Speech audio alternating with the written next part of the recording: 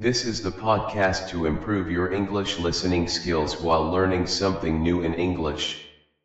Every episode, we bring you interesting topics in simple and clear English, so you can listen, learn, and grow.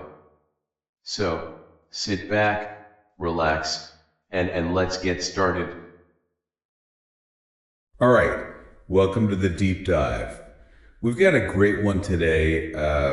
We had a request to dig into when Islam first arrived in Indonesia. Fascinating question. Yeah, and we've got a PDF someone sent in that goes through some of the history, and there's also this visual we have showing some different theories. Certain timelines laid out. Yeah, and it seems like there's not a single clear answer as to when did Islam really begin to take root in the islands?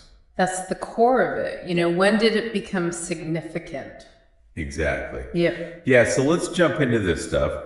The PDF talks about some early theories. There's this idea of Arab traders, potentially coming directly from Arabia, bringing Islamic influence. Oh, yeah, with the maritime trade routes connecting everything. Right, that makes sense. Maybe as early as the 7th or 8th century AD even. That's what some folks think, but the PDF also brings up this point that archaeologically speaking, there isn't a lot of firm evidence from that early period. How interesting.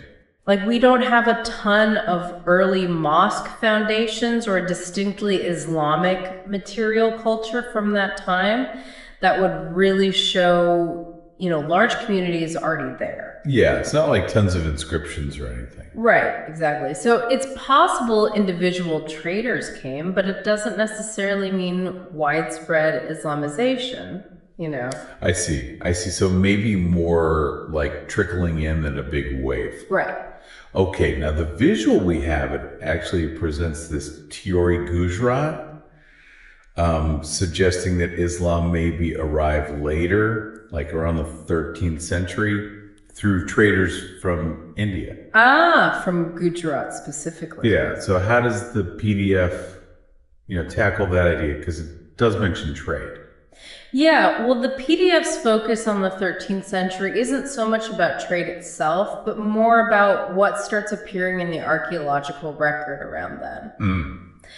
And this is where things get really interesting, because there's this tombstone of Sultan Malik as-Saleh found in Pasai in Sumatra. Oh, wow. Dated to 1297 AD. So it's right in that time frame. Exactly, and this is huge because it points to a Muslim ruler and a clearly established Islamic kingdom at that point. I see. So that's way more concrete than just maybe some traders came by. Exactly. It's evidence of actual Islamic political power. Okay, so the PDF really seems to point to this 13th century marker as this is when things really shift in terms of Islamization and Islamic political structures forming. Yeah, they argue that even if earlier contact introduced some Islamic ideas, to a few people, this 13th century period is when we see the more solid establishment of Islam in the region. And it's interesting because the Teori Gujarat from the visual, also points to this time, even though it's highlighting those traders from Gujarat. Right, and if we zoom out and look at the bigger picture, trade was definitely a huge factor in spreading all sorts of things, cultural exchange, religious ideas. It makes sense that it would have played a role over centuries. Right, so maybe it's not just one or the other, it's a more complex picture. It usually is. Yeah, so then how did Islam spread to all the different islands once it, started to gain more of a foothold? Well, it probably happened gradually and differently in each area, Right, because Indonesia is huge. It's a vast archipelago. Yeah, and while our sources here don't dive deep into the role of Sufi missionaries, you often see them mentioned in broader historical accounts as potentially influential. Interesting. Yeah, I've heard about that too. But one key thing is that once you have these sultanates popping up from the 13th century onwards, they become centers that further spread and solidify Islamic influence in their own territories. Oh, that makes sense. So it's like a ripple effect outwards. Exactly. Okay. So it sounds like these different theories about Islam arriving in Indonesia aren't necessarily contradicting each other.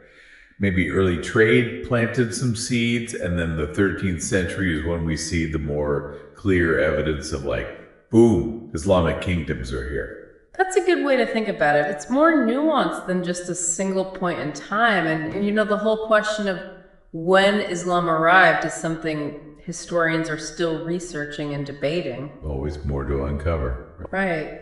And I think it brings up a really cool question. You know, when you're looking back at history, how do you weigh different types of evidence? Like, is it more about these traces of contact and exchange, or is it about those really solid physical artifacts of, you know, actual rule and institutions? That's a great question for our listeners to ponder. It really gets you thinking.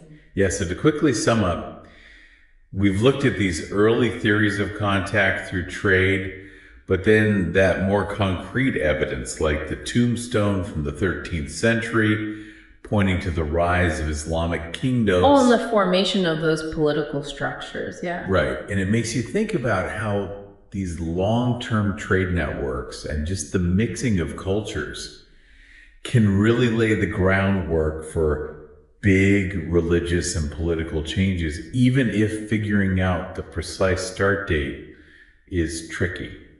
For sure. And it makes me wonder what other examples are out there in history where we see that same pattern of like gradual influence and then bam, a more concrete structure emerges.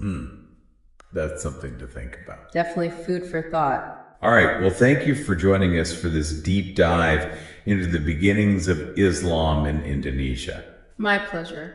We hope looking at these different perspectives and thinking about all this evidence has given you some good insights. Absolutely. Always more to learn. Thanks for listening. Thank you for watching this video. Hopefully useful. Don't forget to like and subscribe.